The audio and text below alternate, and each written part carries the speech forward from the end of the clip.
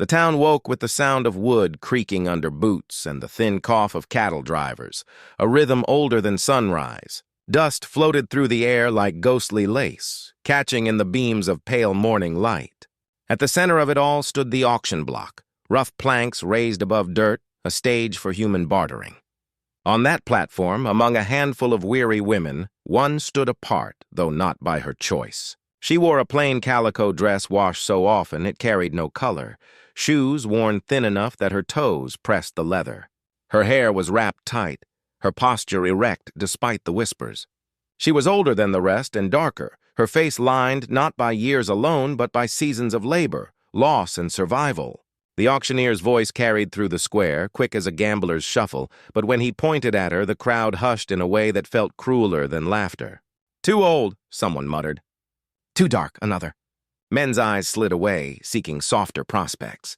The air thickened with her rejection. She did not bow her head. Her gaze cut across the faces, some pitying, some sneering, most indifferent, and then turned to the horizon where the sun began its climb. Her silence carried more weight than the auctioneer's bark. On the edge of the crowd, a man leaned against a hitching post, cigarette rolled loose between his fingers. Jonas Hale, scarred, unshaven, a shadow of a man who once carried fire in his stride. His ranch was withering, his fences collapsing, his name carried with suspicion through saloons. Some said he'd deserted in the war, others that he'd killed for gold. He didn't correct them. He hadn't come to buy, only to witness, to remind himself of the distance between other men's choices and his own. Yet when his eyes met the woman's across the crowd, a strange unease crept into him. She looked like someone who had seen through every mask and survived it anyway. He took a long drag, letting smoke curl like fog from his lips, pretending he hadn't felt the flicker of recognition. The auctioneer cleared his throat, trying again. No hands lifted. Coins jangled in pockets, but not for her. She was left standing as if time had skipped her entirely. It was then the sound broke. A boy's voice, high and certain, sharper than the silence. "That's Mama." The crowd froze. Heads turned. Out from between the legs of men and the skirts of women stepped a boy no older than 7. Dust clung to his bare feet, his shirt was patched, his hair wild. He pointed straight at the woman with a finger that didn't tremble. His face was fierce, eyes bright as flint, his jaw set with the kind of certainty only a child could carry. A laugh tried to rise from somewhere in the crowd, but died in throats. The word had cut too clean. "That's Mama," the boy said again, softer but no less sure. The woman's brows tightened.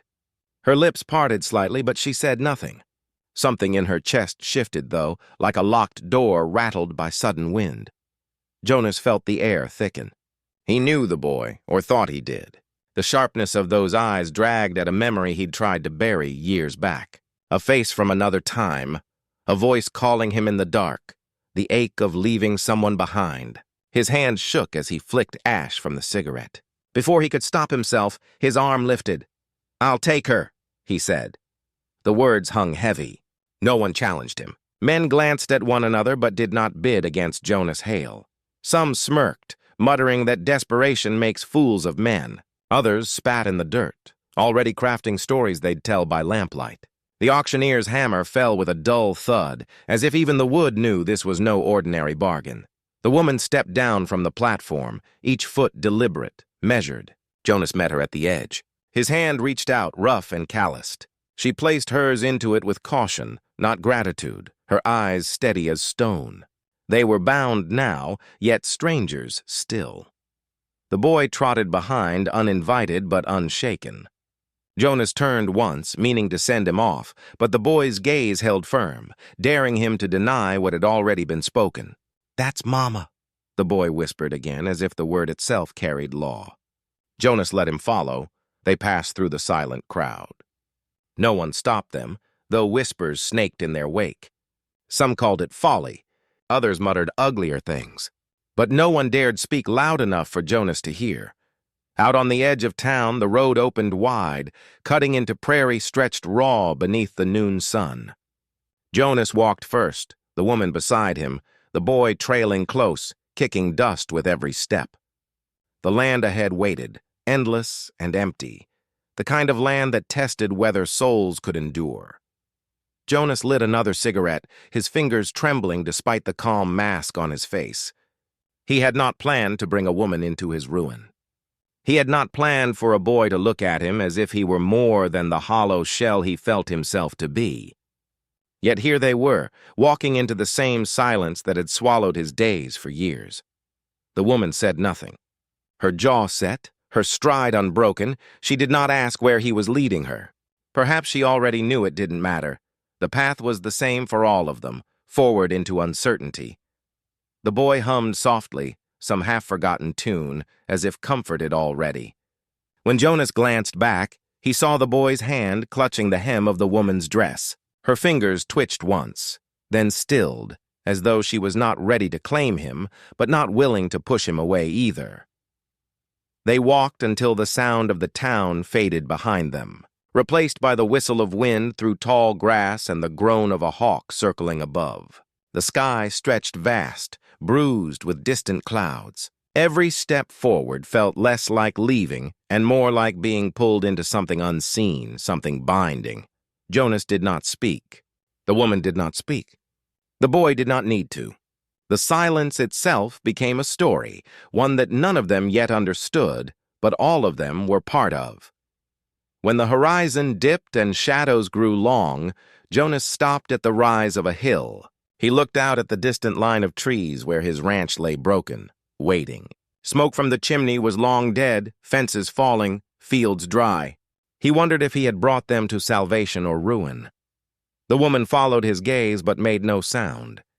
Her eyes narrowed as though measuring the distance, not just to the land, but to the man beside her.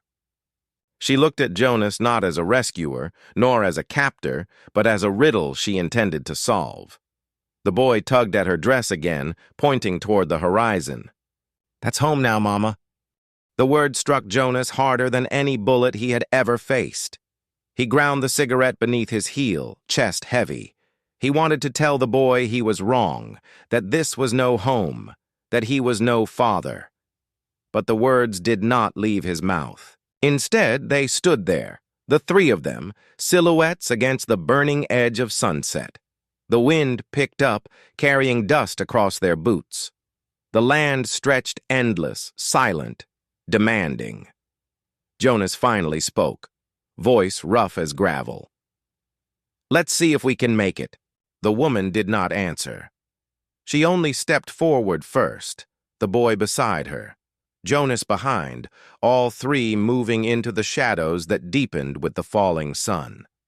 The day closed with the promise of something neither mercy nor damnation, only the beginning of a story none of them could yet name.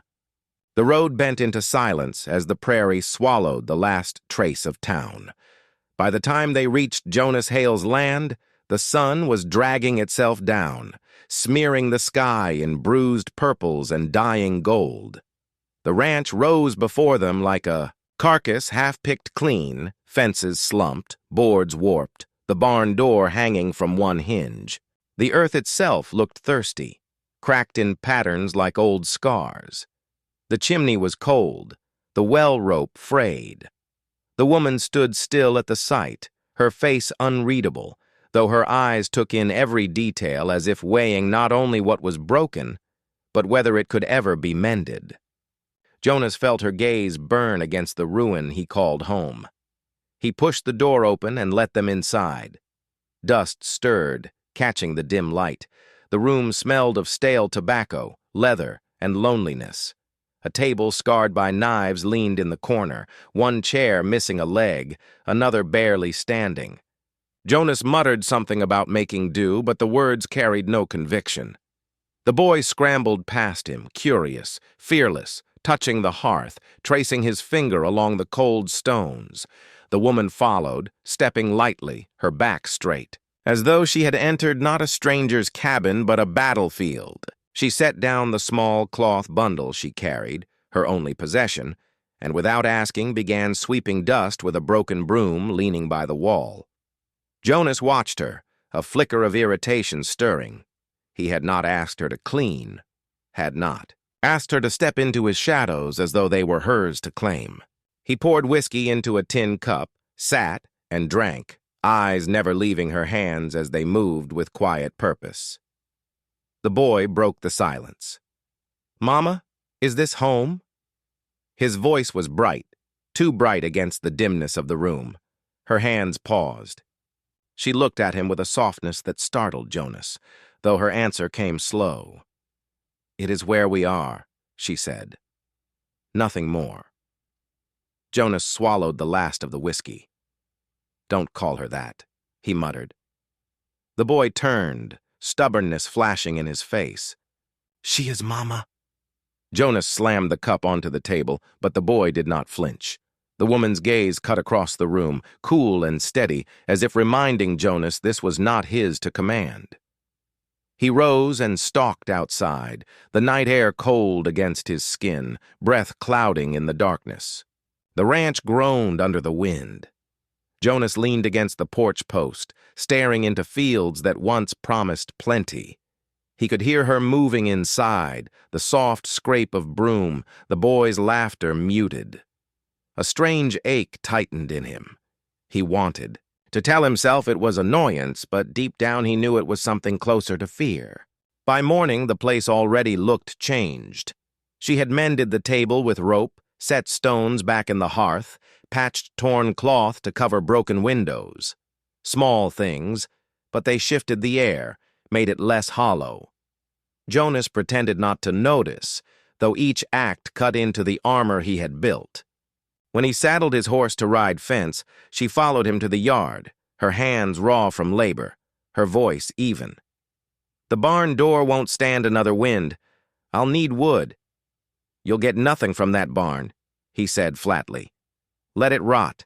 Her eyes held him, unblinking. "A home that rots is no home."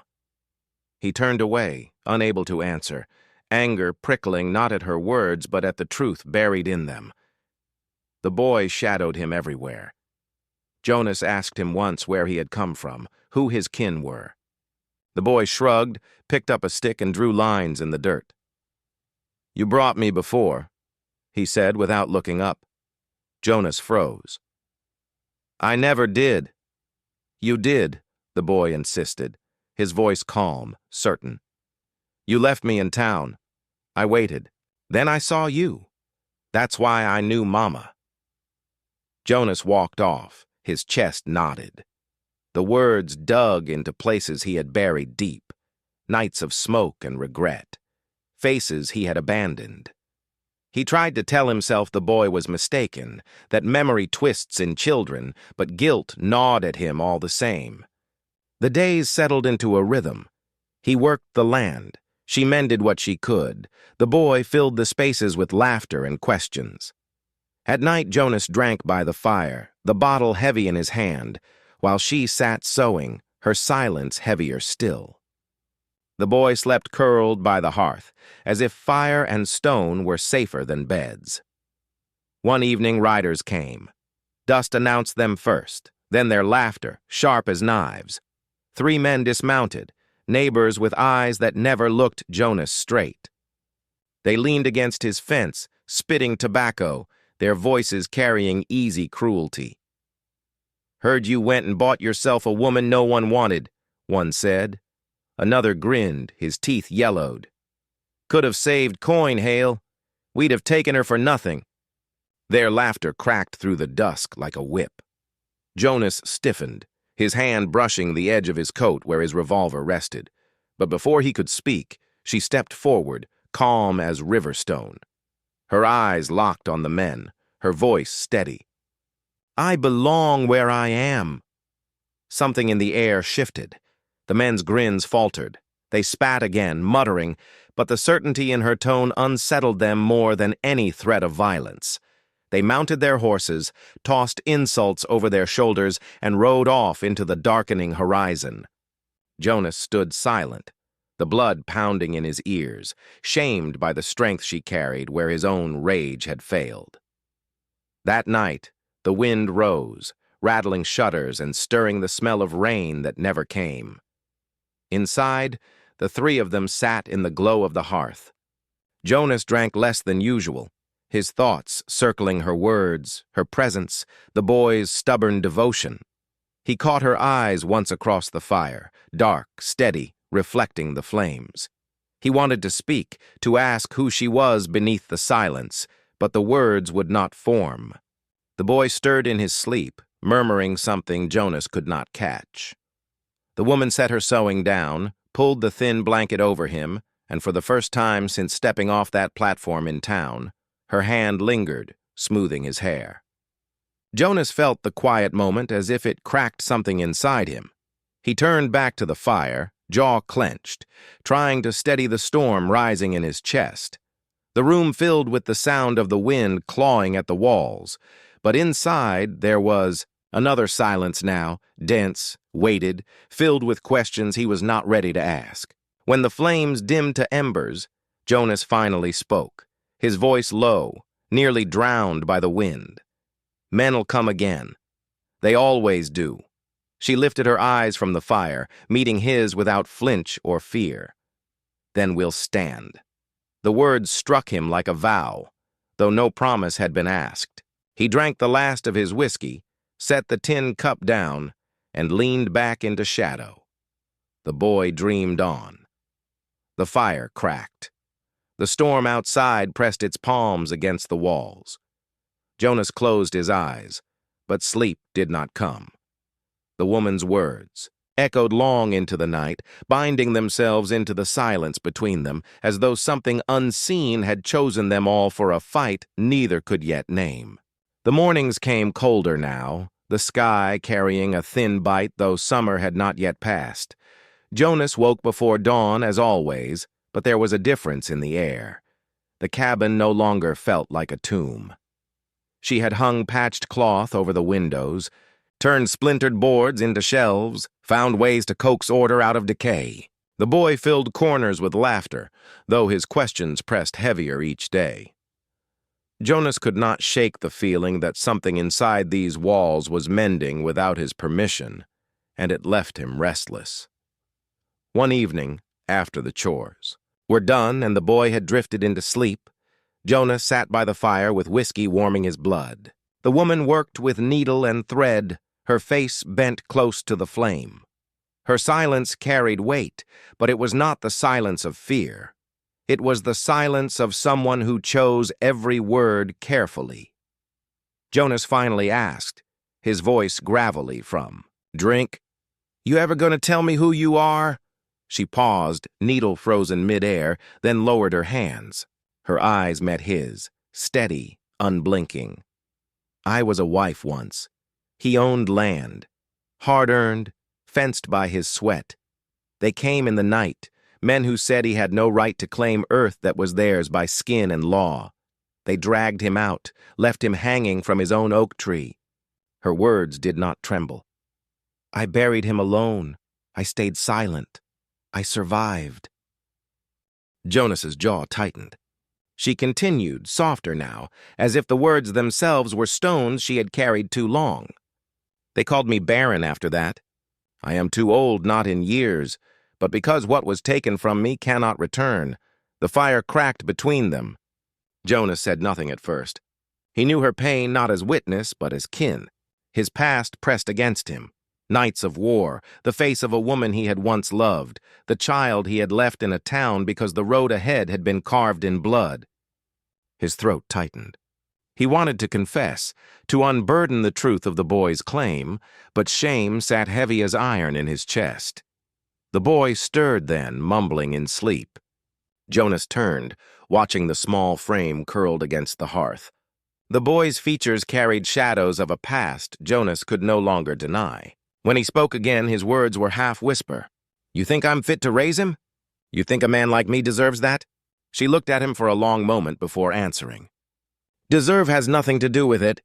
The question is whether you'll stand or whether you'll leave again."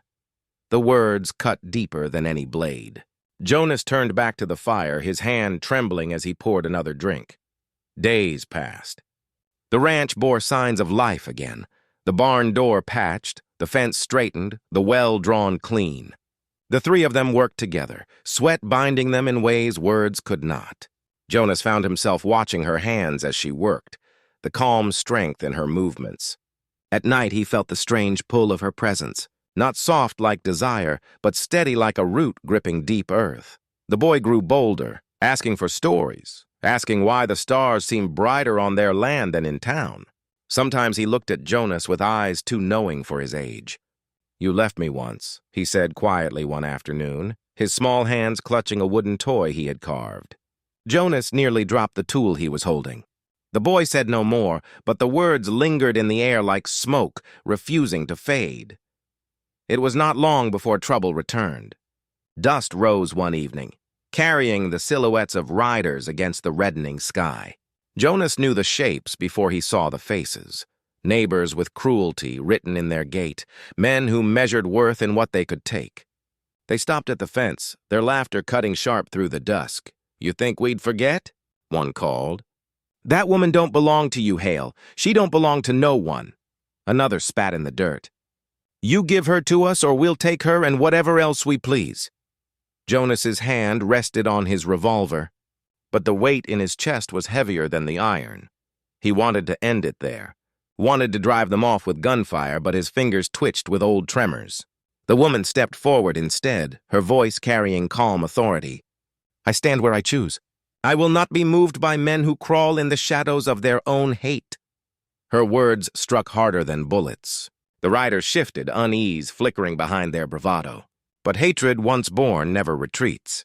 "We'll be back," one said, his smile curdled. "Next time fire'll ride with us." They turned and galloped off, leaving dust and threat in their wake.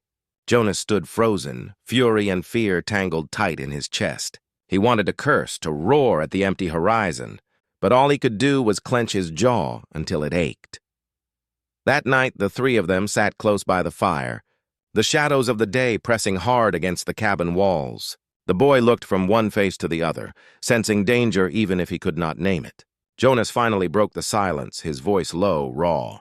"They'll come again, and this time they won't stop with words." The woman's gaze did not waver.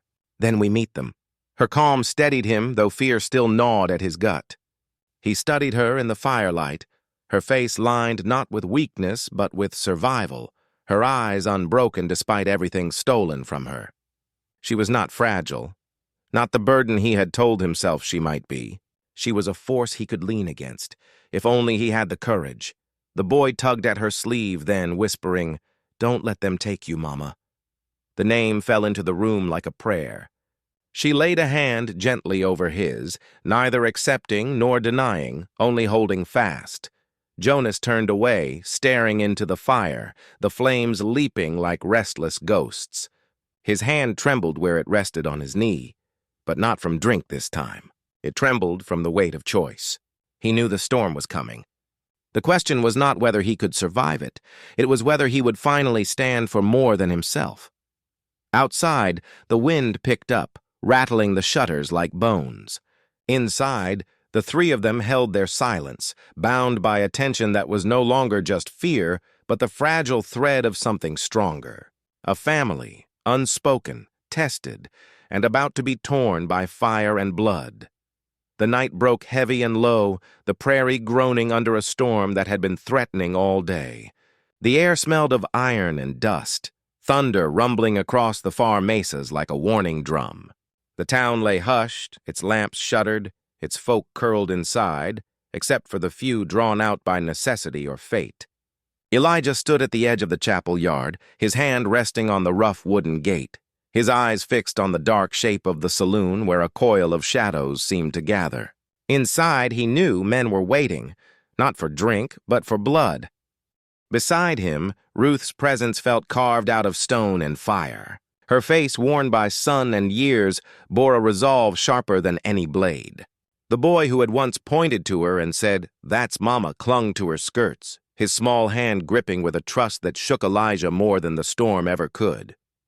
They weren't a family by law, nor by blood, but something stronger had taken root between them, something neither time nor scorn had managed to uproot. "They'll come for you," Ruth said quietly, her voice steady but lined with weariness. "They won't care what's true. Only what they've already decided." Elijah's jaw tightened. "Then we show 'em truth they can't ignore." But even as he spoke, He knew truth was a fragile thing out here. Men believed what fit their hungers, and mercy was rarely the victor. The saloon doors burst wide, spilling light and noise into the street. Figures pushed through, half drunk, half riled, fully dangerous. At their head strode Mercer, the cattle baron whose money weighted every pocket in town. His mustache twitched like a sneer come to life, his eyes hard with certainty. "Bring her out," Mercer called, his voice slicing through the storm's growl. "No one hides a thief under this roof." Ruth's chin lifted. She hadn't stolen, but Mercer's accusation had never needed evidence. He wanted land, he wanted power, and a woman like her, too dark, too old, too stubborn, was an easy scapegoat.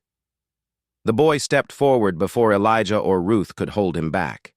His voice, high but fierce, rang into the night. "She's not a thief. She's my mama." The silence that followed was thick as tar. The men shifted, their bravado wavering under the sheer purity of that declaration. Elijah felt something ripple through him, pride, fear, love, knotted so tight it nearly broke him in half. Mercer barked a laugh, but it rang hollow. "A boy don't make law." Elijah stepped forward then, his frame broad and worn but unbent. His rifle hung at his side, but it wasn't the weapon that gave pause. It was the steadiness in his eyes. The steel threaded with something softer. "You've taken plenty." "Mercer," Elijah said, his words deliberate as hammer strikes. "Land, herds, men's livelihoods, but you won't take them, not her, not the boy." Lightning split the sky, illuminating every line of resolve etched on his face. The storm broke with a roar, rain slashing down, drumming against roofs and hats, soaking through coats. It was as if the heavens themselves refused to stay silent. The first shot came from one of Mercer's men, wild and hot, cracking into the night. It buried itself in the chapel fence inches from Ruth's shoulder. The boy screamed. Ruth pulled him close, and Elijah raised his rifle with a calm born of a man who'd seen too many years of violence to flinch now. The next moments blurred into thunder and fire. Gunpowder stung the rain-heavy air. Men ducked, cursed, fired blind. Elijah's shots rang true, measured, protective, not wasteful. He fought not for pride, but for a home, for a woman who'd been cast aside too long, for a child who deserved to grow up with more than fear. When the smoke thinned, Mercer was on his knees in the mud, his coat torn, his face pale under the storm's fury. His men had scattered, unwilling to die for another man's greed. Ruth stepped forward, her skirts heavy with rain, her eyes fixed on the Baron. For a long breath it seemed she might strike him down, take the justice denied her for so many years. But she only said, her voice quiet but cutting, "You'll choke on all you've stolen." Then she turned away, her hand finding the boy's, her other brushing against Elijah's. The three of them stood together in the rain, battered but unbroken, a silhouette carved in lightning. The town watched from behind shuttered windows and cracked doors, whispers rippling like dry grass. No one would ever see them the same again. By dawn, the storm had passed, leaving the land washed raw and new. The chapel yard bore scars of bullets and mud, but it also bore something else, a claim staked not in ink or bloodlines, but in courage. Elijah, Ruth, and the boy worked side by side, mending what was broken. Each nail hammered, each board set. Felt like a vow renewed. And though the horizon still held threats, though the west was never gentle, they had carved out a piece of belonging no man could auction away. In the hush of morning, the boy slipped his hand into Elijah's and whispered again, softer now, but with the weight of destiny behind it. "That's Mama." Elijah looked at Ruth, saw the fire in her eyes tempered by tenderness, and nodded, not just agreement, but promise. The prairie wind carried the sound, as if the land itself bore witness. And in that moment, with the sky stretching endless and the earth damp with rebirth, their family was no longer questioned. It was claimed, unshakable, and written into the soil of the West itself.